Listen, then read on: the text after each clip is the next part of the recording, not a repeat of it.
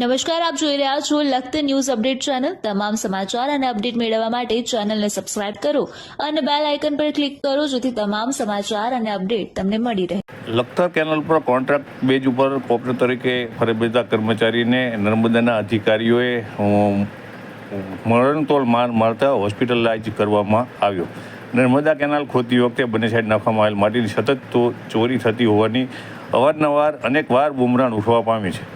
Surnagar TB હોસ્પિટલમાં દાખલ કરવામાં આવેલ જીતુભાઈ પરમાર નામના યુવાને જણાવ્યું છે કે સુરનગર જિલ્લામાં પસાર થતી કેનાલમાં થોરીથી સુરનગર સુધી સરકારશ્રી દ્વારા કેનાલ બનાવેલ હતી તે સમયે માટી બંને સાઈડ નાખવામાં આવી હતી। આ માટીની છેલ્લા ઘણા સમયથી ચોરી થતી હતી। આથી જીતુભાઈ પરમાર દ્વારા ભવિષ્યમાં કંઈક બને અને તેમના પર ચોરીનો આરોપ ન આવે તે માટે થઈ તેમના બચાવ માટે થઈ અવારનવાર તેમના દ્વારા વિડીયો બનાવવામાં આવતા હતા।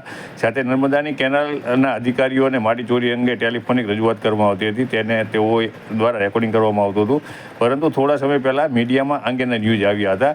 આથી જીતુભાઈના જણાવ્યા મુજબ અધિકારી વિજય કરમટા અને મૌલિકભાઈ અને બોરેલા કારનો ડ્રાઈવર તેમની પાસે આવ્યા હતા અને હાલ તારો પગાર ચૂકવવાનો બાકી છે એટલે ચૂકવી દે તેમ જણાવી તેને ગાડીમાં બેસાડી દીધો હતો અને બોથડ પદાર્થથી તેને મારવાનું શરૂ કર્યું હતું। સાથે જાનથી મારી નાખવાની ધમકી પણ આપતા હતા અને ત્યાં જ વિડીયો અને ઓડિયો વાયરલ કર્યા તેમ જણાવી જીતુના મોબાઈલમાંથી ઓડિયો વિડીયો ડિલીટ કરાવ્યા હતા। સાથે જીતુનો મોબાઈલ તોડી નાખ્યો હતો અને જીતુને ગાડીમાં ધક્કો મારીને નીચે ઉતારી દીધો હતો અને તેનો મોબાઈલ પણ ફેંકી દીધો। આથી જીતુ પરમાર તેના સગા સંબંધી સાથે સુરેન્દ્રનગર ટીબી હોસ્પિટલમાં દાખલ થઈ ગયો હતો। જીતુ પરમારના જણાવ્યા મુજબ તેને પાછળથી બોરથાળ પદાર્થ મારતા ડૉક્ટર દ્વારા તેને હેમરેજ થઈ ગયાનું જણાવ્યું હતું। સાથે જીતુ પરમારને હજી આશરે 10 દિવસ સારવાર લેવી પડશે તેમ પણ જણાવવામાં આવ્યું હતું। સાથે ઘણા સમયથી હાલ તેનું મગજ કામ પણ કરતું બંધ થઈ ગયું જણાવવામાં આવ્યું હતું। આ માટી સરકારી માટીની મોટાપાયે ચોરી કરાવનાર અધિકારીઓ દ્વારા જ મારા પર જીવલેણ હુમલો કરાવ્યો હોવાનું જણાવ્યું હતું। સાથે લખતર પોલીસ દ્વારા તેનું નિવેદન લીધાનું પણ તેના દ્વારા જણાવવામાં આવ્યું હતું અને તેના દ્વારા વધુ જણાવવામાં આવ્યું હતું કે આ અંગે સુરનગર એસપી પ્રેમસુખ ડેલુ અને રાજકોટ આઈજી નીલીપરાય દ્વારા તાત્કાલિક ધોરણે તપાસ કરવામાં આવે તો જ આ જે બનાવ છે તેની યોગ્ય તપાસ થઈ શકે તેમ છે અને મોટું ચોરીનું કૌભાંડ બહાર આવી શકે તેમ છે તેમ જીતુ પરમાર દ્વારા જણાવી તેના દ્વારા ભારોભાર રોષ વ્યક્ત કરવામાં આવ્યો હતો અને તેના દ્વારા વધુમાં જણાવ્યું હતું કે હાલ તે સદભાગ્ય બચી ગયો છે, પરંતુ જો તે મરી જાત તો આ અંગે જવાબદારી કોણ લેત?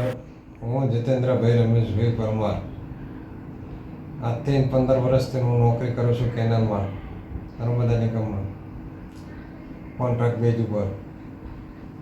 મારી જોડે પુરાવા પાણીના માટી ચોરીના હતા એટલે મને મારનાર વિજય કરમટા, મૌલિક સાહેબ और એહસાનભાઈ ડ્રાઈવર ટીકા પાટું અને કંઈક લોખંડનું વસ્તુ મને માથામાં માર્યું છે।